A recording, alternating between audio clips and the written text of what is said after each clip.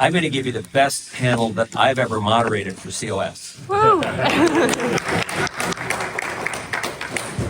So I think maybe start with some introductions of myself and others on the panel, then a little bit of a definition of what we mean by open access, what we're talking about in M&A context, and then we'll dive into questions. So Richard Knowlton, I'm a senior advisor for PMP Strategy. PMP is headquartered in France, spent a lot of time in Europe on open access, and moved here to North America about 6 years ago. Personally, I was a banker for Société Générale for almost 30 years in the telecom industry, and PMP and I co-authored a white paper on the wholesale open access model 3 years ago. And that's how I met them and how I'm there now. I'll turn it over to Amy, then Josh, then Tony, then Mikael to just give a quick background on themselves, and then we'll jump in. Good afternoon. I'm Amy Wheelus, and I'm the CTIO at Gigapower. And that black paper might have had a little bit to do with Gigapower.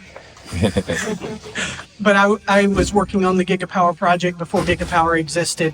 I'm one of the first people that was on that project when it was part of AT&T. Spent my career as a technologist in AT&T, and then 3 years ago last week, spun out to Gigapower, and we're 3 years old.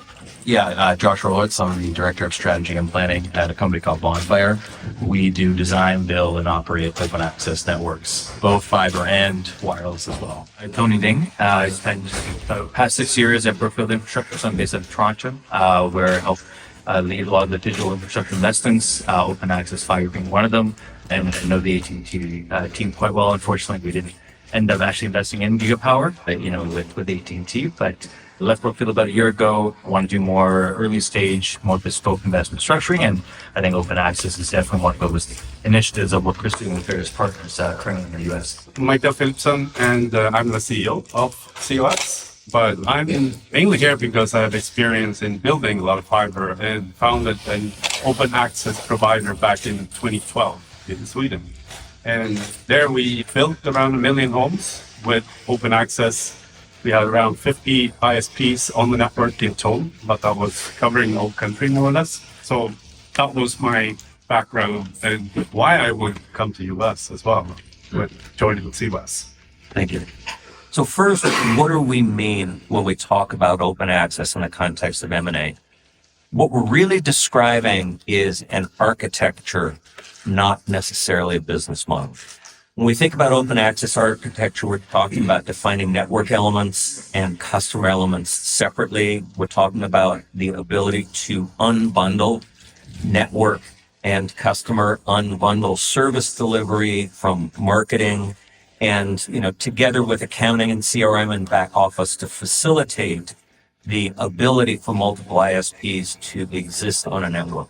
We are not defining narrowly just those companies who have actually already today implemented multiple independent ISPs on a network. And I think it's important to think about it in that context of network enablement rather than business model when we're talking about benefits in an M&A context. So with that, we'll start with the first question. Can an open access architecture reduce OPEX and accelerate time to market and the ability to attract customers in an M&A context?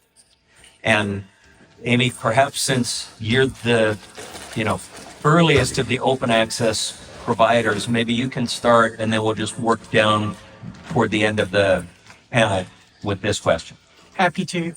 As Gigapower, I tell my friends in the industry, I had it easy because we started from a greenfield. I didn't start from a merger or a spin out of existing technology. And so we started from the start by saying we have to have standards. We have to drive standards. We used what was available. The Addis work that's going on right now, I'm looking forward to seeing how that matures over time. But, in my mind, if every time you add an ISP, it's a bespoke integration, then you don't have open access. You just have a bunch of exceptions. You've got to build standardization in there so that adding an ISP or merging with another ISP or merging with another wholesale operator, you've got standards in place so that you're reducing friction, you're reducing complexity. You got to drive separation of network and customer, network and service. You got to have clear separation in the architecture so that the services and the operational aspects can operate that way.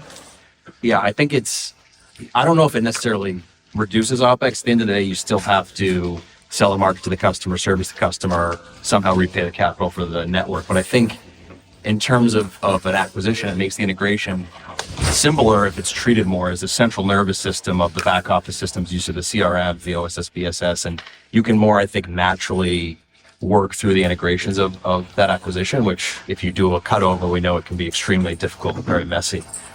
I think the challenge, and we'll probably get to it and some questions may arise, having that type of model is not necessarily getting some of the unit economic benefits of open access, because you're sort of saying, I bought this brand here, and that's my only brand in that market, versus saying, I'm in this market with several brands. So I think it does help you in that integration, but just doesn't necessarily propel some of your economics. Maybe I think tagging on what Amy said, having and having the ability to reduce the friction from an operational perspective does lend itself to attract investment capital to facilitate some of the M&A as well. Investors want confidence in the actual operations of the network infrastructure, because inherently for a lot of investors in open access networks, they are low risk, they're long term, and they're very passive. And so being able to demonstrate the ability, right, to have the standardized form, right, lends itself very well actually with the investment model of the capital that's likely to fuel a lot of the M&A opportunities in this space. So then I'm the right answer here in the end. No one being dead, right? No, so I think it's like two things that are affecting M&As. It's cost of the integration, cost of doing the acquisition. That is normally very high. And then it's time to market. You do an acquisition because you want to get your own brand out in this network. Those two things, when you have the separation between the operational network and procedures and processes and systems and the business side, that becomes a lot easier. And in my past, we did a lot of acquisitions, and those were ISPs that have built some networks. And we could literally migrate almost over a weekend to get access to the network, to be able to monetize the infrastructure a lot higher. The ISP with all that billing and all the customer support and the plans and everything, that could stay on there for a while, and there could be two separate decisions. And I think that has been the biggest advantage of the open access technology in M&As. So I'm going to put a little bit of a different twist on this. And then, Tony, I'm going to end up starting with you on this question and then go around. So a lot of investors who currently own or control vertically integrated networks feel like their baby is the most beautiful baby in the world. And why would they want to integrate with someone else or, complicate their life by adding, someone else onto their network? Flipping that question just a little bit, if the network was integrated to be open, are there benefits for consolidation in being able to gain scale by, we'll call it, collaborating to jointly open two networks in nearby areas? Yeah, I think absolutely. And I think this is the math that is currently being run. And I know we've certainly done it from our side, but I think it's the math that others are also calculating. And I think unequivocally, from an investor perspective, there's a lot more value in having a network in a particular topology configuration that allows for other ISPs and allows for the maximum utilization of that network. I think that's where, from the investment capital side, the operations of the architecture does matter. And it's no longer simply having an EBITDA number and applying a multiple to that, but to look at the underlying asset and whether or not there is, call it, exceptional value of that asset, and that is inevitably tied to the architecture and the actual system and the network design embedded within and operating that asset. Yeah, I think that having an open network the right way with efficiency is sort of, as Amy said, greenfield, so you don't have some of that legacy technical debt and operational debt. It certainly lends itself to, I think, producing a set of cash flows that are more attractive than the vertically integrated model. We're an open access operator, and we have those conversations where folks don't like controlling or not controlling the sales and marketing, and ultimately saying, how do I win this customer? How can I trust someone else to win that customer? But again, that's why you want to make sure as you're looking at targets, you're picking, really strong operators who understand how to handle their part of this tech stack. I'll add a little bit of a twist on that. It's not just the network operators and the ISPs, it's the entire ecosystem. Because as companies merge, there's this ecosystem of systems and tools that they use. And our strategy has been to be as off the shelf as we could be. Out of the box, don't customize, use what's out there. But then once we're doing that, and then we start adding we look at merger and acquisition opportunities and things like that, then you have different products that are out there. And how does that work together? We chose TM Forum standard APIs from the get-go. So if you can consume a TM Forum standard API for the BSS and OSS capabilities, you can integrate with us very easily. Not everybody can consume those. The work that Addis is doing will help drive that into more of a standard, across all the different standards bodies that are out there. It's part of the evolution of this open access world that we're living in. But it's got to be an ecosystem that is not looking to do bespoke solutions for different, individual companies. It's got to be one that's looking to create a solution that can move seamlessly as companies change and morph over time. So I know that most of us here, what we're thinking about today, it's about fiber to the home. But yet there are many, many homes in the U.S. that are not currently served by fiber. If we broaden the concept around consolidation to think not only consolidating to fiber to the home providers, but consolidating broadband delivery providers, there can be many, many different service qualities depending on the underlying architecture. With that as a background, are there benefits, or could there be benefits, or what are the benefits for consolidators to maintain multiple ISP brands on a single shared network? And, are there examples and are there lessons learned? And I think, Josh, you and I had a quick, start on this. So maybe start with you and then we'll move, around the panel on that one. Yeah, we had a good chat over burritos out there. I think it's similar to the captive MVNO model where, and this is what I was sort of alluding to in the first question of the scale across markets matters, but the scale within a market, the bench within a market matters too, because you want to not dilute your brand if you're trying to go after certain segments. And so I think if you're very intentional about exactly what this brand does, this is targeting the folks who don't want to drop their cable TV plan, or this is going after the folks who have the cheapest plan possible. I think that's how you can say, really the question earlier too, is that's how you can get from a 40% up to a 50, 60% is because you're handling multiple segments without necessarily diluting your main brand. Don't jump in. Yeah, so this is something that I have a lot of background in, and a lot to say actually, because here in the US, I think every week I get this question of the race to the bottom, and it all comes down to, I think we talk too much of technology, and because there are other things that matter if someone chooses a brand or not, or a service or not. If you don't have any choice, of course, then you don't have a choice. But if you have a choice, and if you're able to market, then what we typically have seen in other markets is very much price differentiation from the premium brand to the low pricing brand, the local brand from the national brand, and all the variations in between there.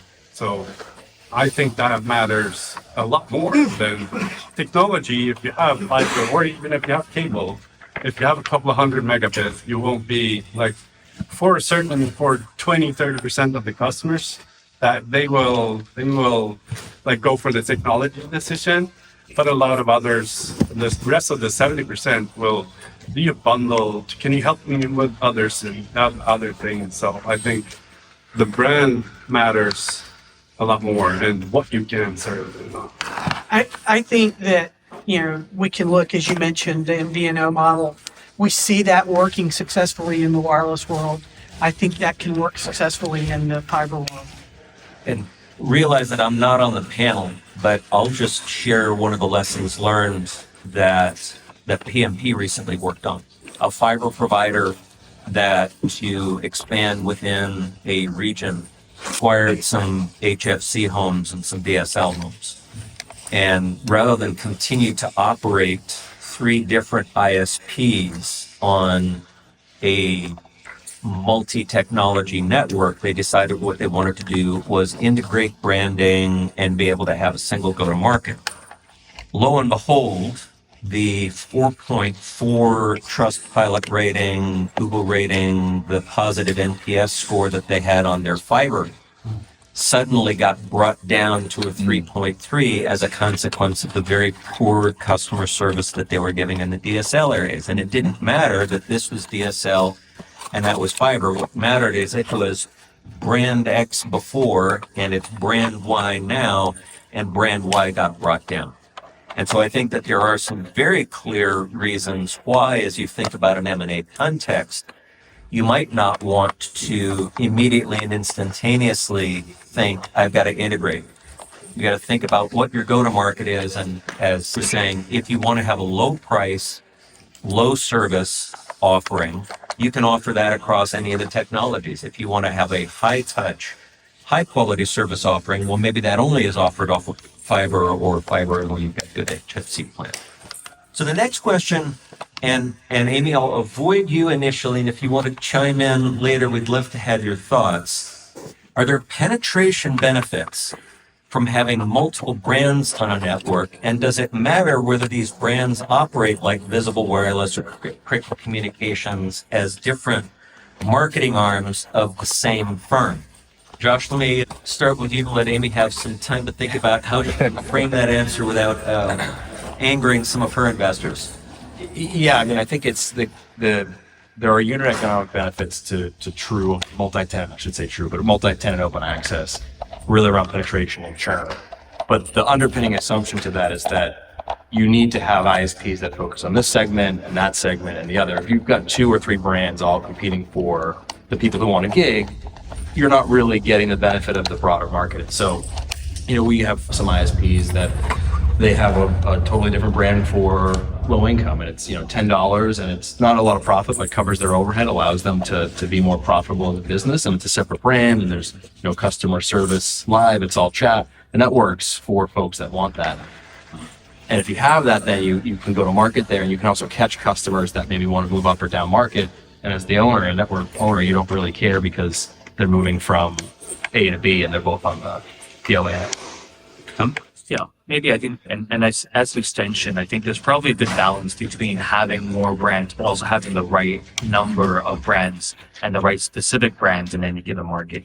Because I think that the math that we've done and kind of the way that we've thought about it has always been that ultimately having too many competitors also defeats the purpose of having open access as well. At a certain point, you may have a degradation of service or offering because of how pervasive or commoditized it is, which in some cases it's not quite as commoditized as maybe investors or other people might think. And so there is that right balance between having the right number and right types of providers and the right credible providers on the network, so that the ultimate end users still, right, as Josh said, depending on who they are and their own personas, they still can get the product that they're looking for, right, through this common network.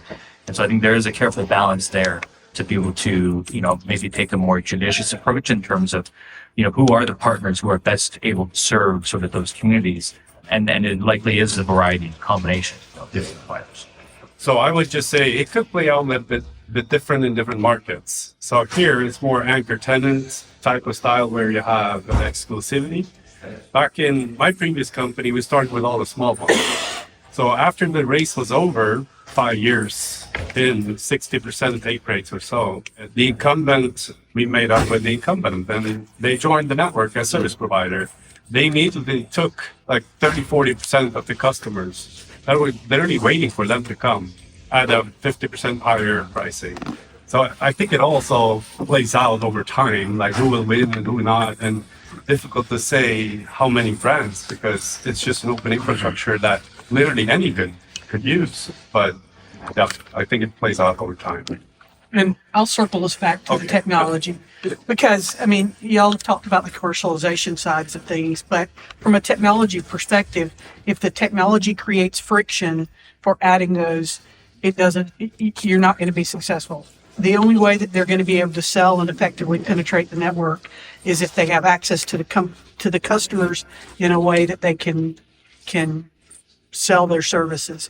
And so the underlying technology has to be there so that integration is easy, so that they know I can go sell in this neighborhood, not that neighborhood, and things of that nature. Great, thank you very much. So we're going to shift a little bit for those in the audience who are more thinking about it from an investment standpoint and evaluation standpoint. And this question is, does having an open access network change the way that the market would or should value a network owner? And does it change in any way the interest that you might see from strategic investors? I don't know, maybe Tony, I'll start with you as having worked with a strategic or with a financial investor, and then Josh, Andy, and Michael. Yeah. No, I think I appreciate the loaded question. No, I would say maybe, with the benefit of hindsight, having seen both this story play out from the perspective of Brookfield, but also having the benefit of about a year outside of Brookfield to think even more sort of in a free-form fashion, I think probably the additional value that investors can ascribe to a infrastructure and true infrastructure owner, I think, is predicated upon, I think, the type of commercial model and the commercial contracting that comes with that infrastructure. And I think the current sort of models in the market, Gigapower being one of them, right? It may not quite get us all the way there in terms of the true maximum value of the infrastructure, because inherently those are still, in certain cases, more bespoke arrangements. And maybe putting into more of a software context as well, I think, in order to truly have the optimal value for the underlying infrastructure, it needs to have a common set, effectively standard. And instead of APIs, it could be effectively the commercial model. And so one of the things that we've been experimenting with is the utility pricing model and applying that to fiber, effectively creating a very transparent way to price that infrastructure in the same way that rate-regulated utilities would price the utility bills, and having that consistent approach and that consistent standard for every single operator or anyone who wants to access, in this case, not an API, but that network, and be able to have that commercial contracting model, I think, is probably the only way to get to true open access and the way to get the maximum value of that, effectively a utility asset. Yeah, it's an interesting question because we've on projects that we've been part of that haven't gone through, we've looked at just the infrastructure layer, and we've gotten, working with pure play infrastructure investors. And I think it, as you sort of alluded to, Tony, it has, almost all the characteristics of infrastructure. It's hard to replace, it's got a moat around it, but it's missing sort of a take or pay, which is, everyone's getting that right now in data centers. So it's challenging, I think, to get sort of sometimes the multi-tenant model where there's no contractual obligation to pay or to get certain penetration, at least as you look sort of at subscale. Because the flip side of it, which is sort of confusing, is you look at asset-backed securitizations, and those are widely used now on fiber to the premise and a closed access system. And so I think that gap will be bridged, but in my experience, and I'm curious to hear from Tony and Amy, the rest of the group, but it's not quite there to say this is an infrastructure play if you don't have contractual agreements in place that define a cash flow. So I'm actually going to step in for a second with my SocGen hat on. I started at the bank in their project finance group, and I can share what the credit committees go through when they hear the difference. Oh, well, this is just like a merchant plant. And we know what happened with merchant power, in the first part of the 2000s, it all blew up. And so therefore we can't take that risk. And I think for all of us in this room, we have to try to educate that lender community on why fiber is very different than that merchant plant. because that's the brain set inside of so many of these commercial banks is fiber without, an anchor tenant is like a power plant without, a PPA offtake. And so that's our job, everyone here in the room. And Andy, sorry to interrupt before you, but No, that's a very good point there. I think that, there's got to be a mixture of both. I think right now, as we evolve over time, the industry's not ready for what you're saying. But will it be? I don't know. For me, it all comes down to numbers, actually. So if you have networks that are 70% plus take rates and high the margins where you have an infrastructure, it's almost like a core plus category. You get a higher multiple for those networks than you get for another one, even if it's the same EBITDA. You get a higher valuation for that because they are more protected towards churn long term. You don't have any competition more or less in those because you've already invited the competition to use your network. So that's also another way of looking at it. But here is more the anchor tenant model, and that's how you risk mitigate. But if you, on the other end, work with all the small and create that, you could also get the financing of that because you already have the 70% savings. I think you might like. absolutely. So, and I think that there's a segment of the market where this can work, and it's in the sort of municipal segment where they have access to low cost of capital, municipal financing.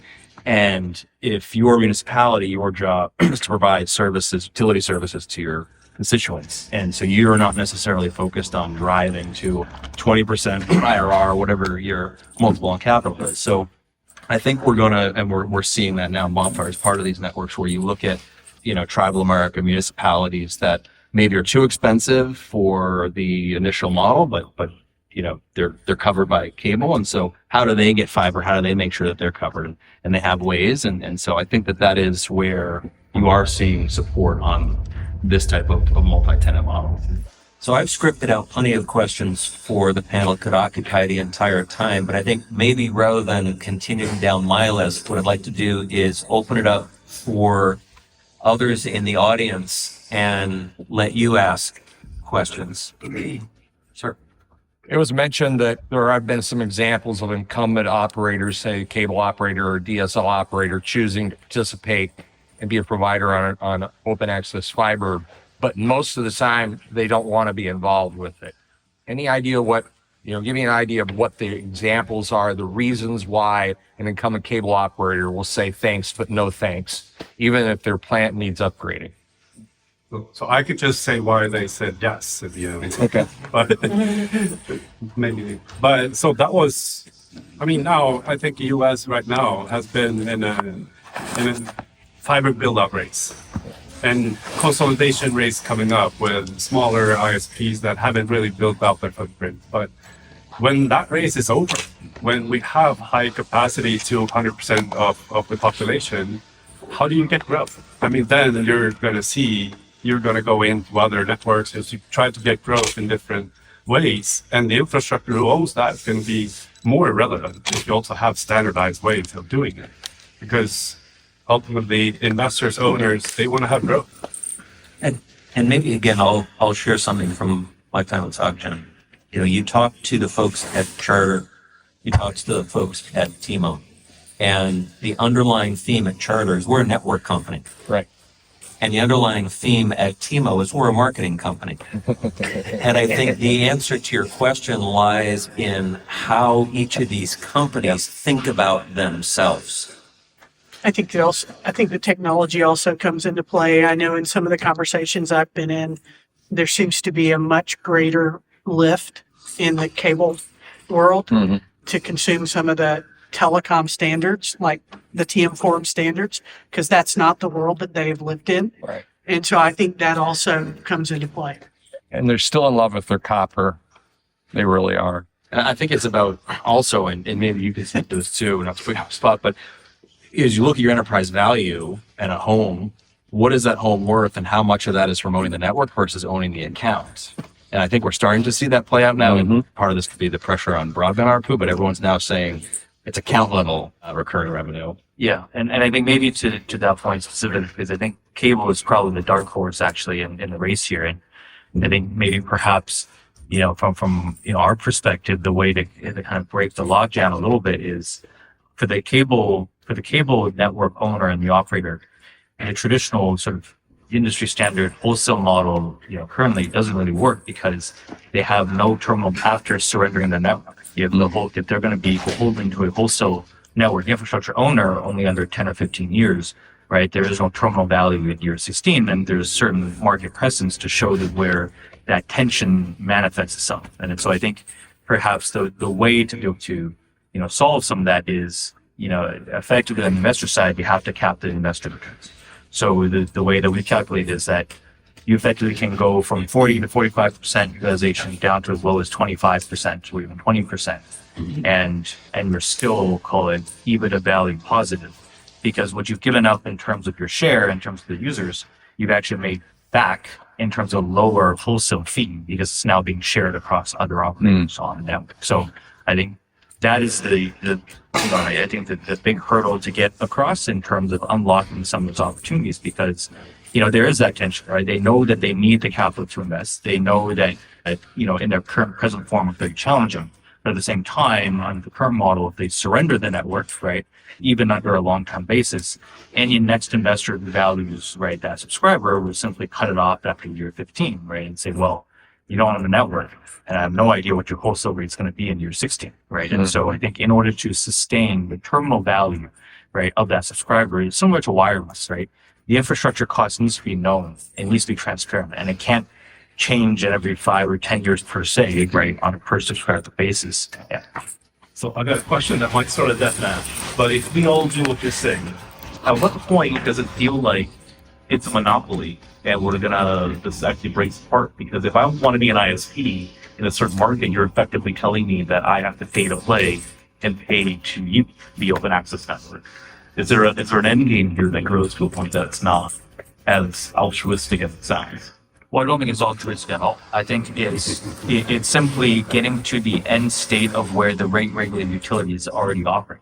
But except for having a regulatory PUC body to regulate the return on equity, you simply agree to it up front amongst the ISPs and with the investors. So effectively, it's a form of self-regulation in a way, right? At the outset, day one. So it's not something that you decide 5 years down the road when we still like each other, right? It's day one going in. What is the acceptable return for this network and this asset type, right? And as long and whatever clears the market will be the acceptable rate of return for that particular asset, right? In that market. So, a utility is inherently a regulated monopoly. It is a monopoly. It's simply regulated, right? In this case, it's simply a form of mutual regulation in terms of what is the acceptable return, right? And that will inform the price, right? And it has to be effectively perpetual. Because what you can have, right, just like your utilities today, right, technically, right, they can't, right, just change the price on their own, right? There is a formula that they go through, albeit sometimes pretty flawed, but it's still a process. I would counter that. Come on, if you want to join that, if you want to build, we're not stopping you. A question on OPEX for both Tony and Amy. Tony, overall, investors are pretty allergic to OPEX in general, and these kind of off, right? Look at the tower co, another neutral host / open access. There's been dabbling in open versus active versus passive, but that nowhere near matured as much as we thought of, right? Because it's at cost. So I guess, is there some magic formula that you look for in open access providers in terms of OPEX? Because Amy has to add some services to make it more attractive to the ISPs. Is there some balance that you look for versus maybe some of the other infrastructure models? We have to balance. You always have to balance, no matter what you're doing, the CapEx versus OPEX. In this world, OPEX is very key because it drives your EBITDA. And so we're having to look at, how do you do it in the most cost-effective way possible? Like what I was speaking of earlier, I mentioned, we're trying to use out-of-the-box software as much as possible so that we don't have that, bespoke development and customization that drives costs, because every time you make a change, you have to pay to make those changes. So we're trying to be as simple as possible, as simple in our network architecture. I have 3 boxes in my network. That's it. So it makes it very easy for me to add services and change things without having to go across 5 different OSs and 10 different boxes. And so simplification is what drives success in this world.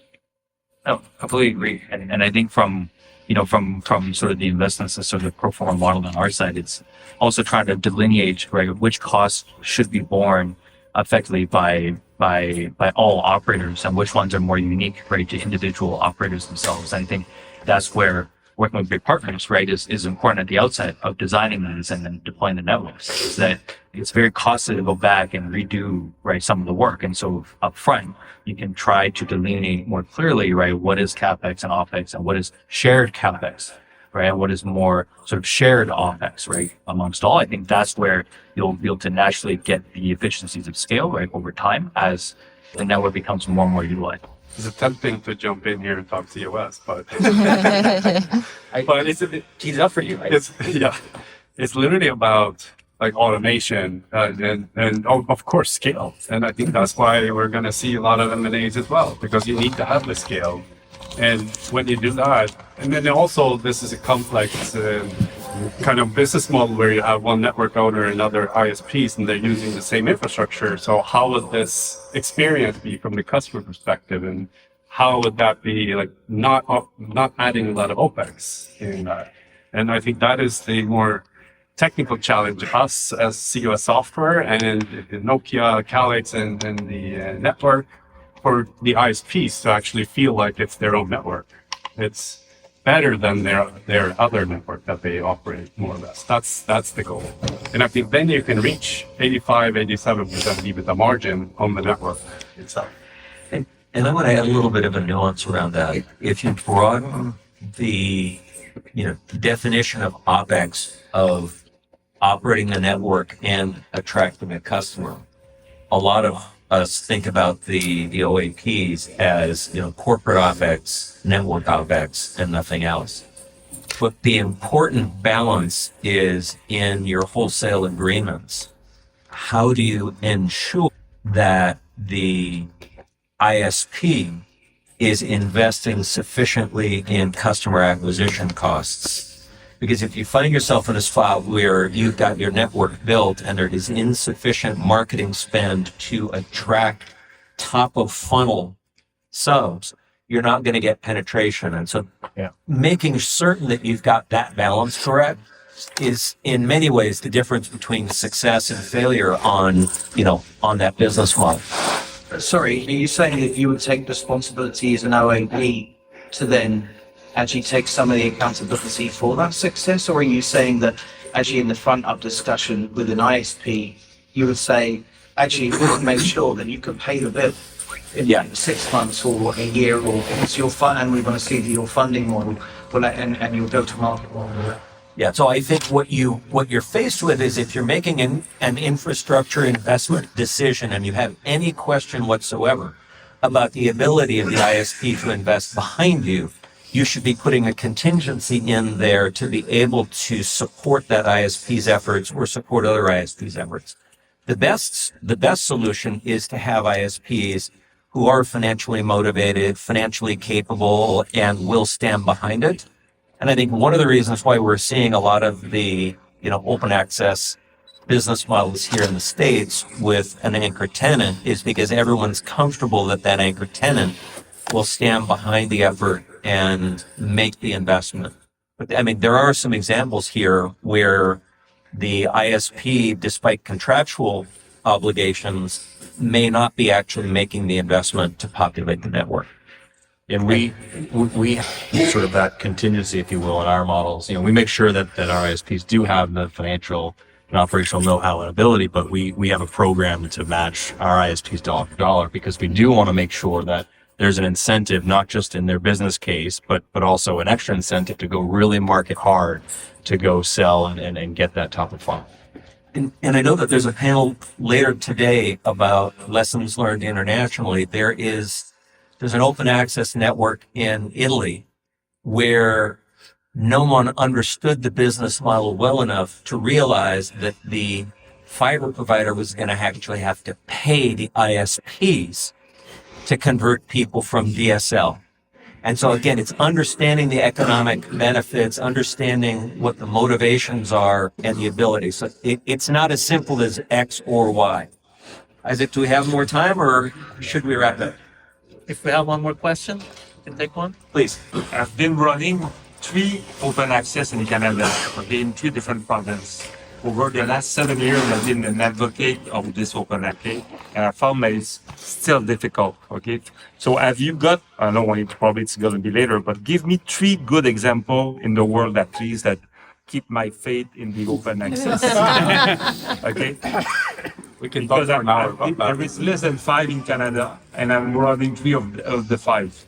So tell me that there is somewhere that it's working well. Yeah, we did a pretty good exit on that asset that we built up. But that was a big, I mean, it was not without problems, but we ended up with 1 million homes and 70% on average take rates. The investors did a pretty good return. Where's the realist? In Sweden. In Sweden, okay. Yeah. That was owned by- That's Stockholm, that is the... It was that's owned the- by EQT. So that was the IPO, the Global Connected Culture. And I think an example here, I mean, we'll let Amy talk about Gigapower in just a moment, but, you know, fairly under the radar screen for most people here in the States is Intrepid.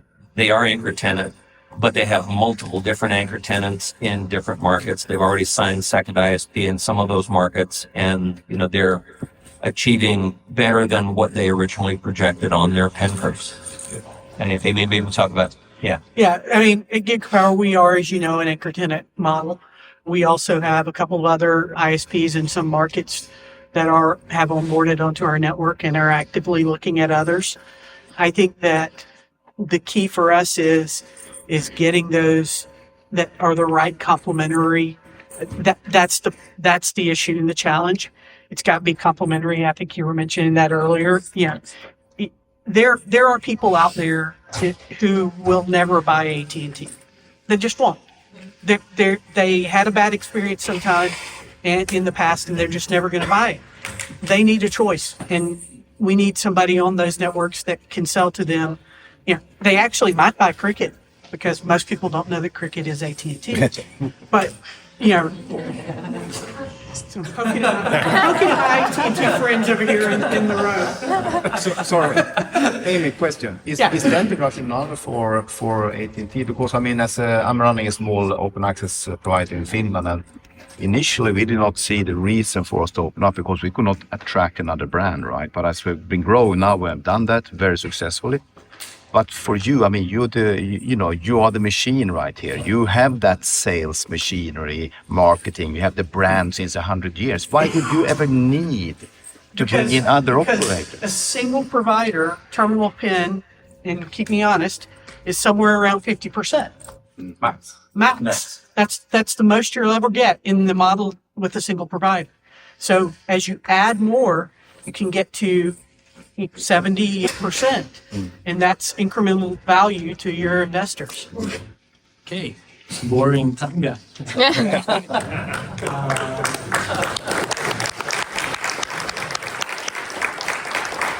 was expecting to dance after I said there's finally coffee. Okay, so I just want to take the opportunity here before we wrap up to just hold there right here for our sponsors. So now they're done again. They're all spread out outside this room. So we're gonna have a longer break now. So about 30 minutes. So now grab your coffees. Please talk to all our partners and friends out there who are sponsoring the event.